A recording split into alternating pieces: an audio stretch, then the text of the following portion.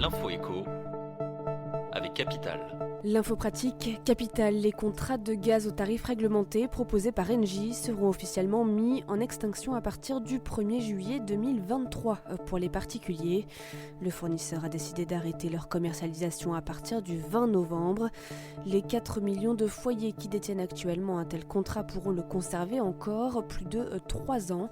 Mais est-ce un choix judicieux? Pour la spécialiste Caroline Gréard, la disparition des tarifs réglementés devrait permettre aux clients de bénéficier de tarifs plus avantageux proposés par les fournisseurs alternatifs.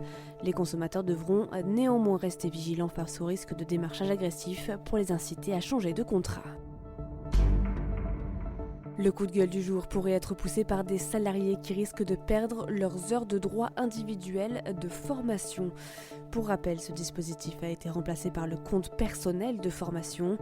Les personnes ayant travaillé avant 2015 ont jusqu'au 31 décembre 2020 pour conserver leurs heures préalablement acquises sur leur DIF.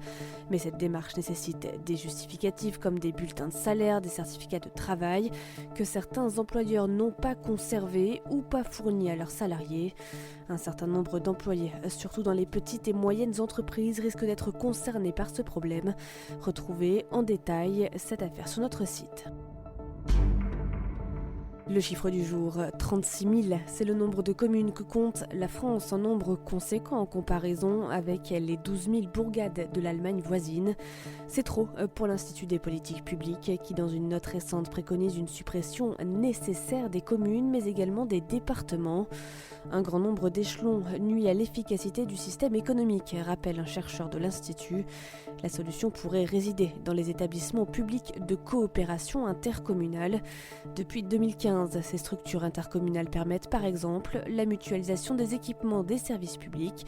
Leurs propositions ne manqueront en tout cas pas de provoquer la polémique. On termine avec cette bonne nouvelle pour les fans de la série Camping Paradis sur TF1. Leur lieu de vacances fictif favori va devenir un label. L'idée est de fédérer des campings de taille moyenne à la gestion familiale autour de l'univers de la série diffusée depuis 2006.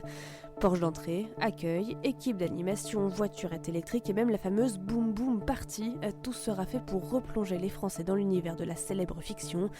Une douzaine de campings auraient déjà été sélectionnés sur une 60aine de candidatures reçues. Ces campings paradis devraient voir le jour dès le printemps 2020 en Bretagne, en Vendée, en Dordogne, en Ardèche ou encore dans le Gers. C'était l'Info écho avec Capital.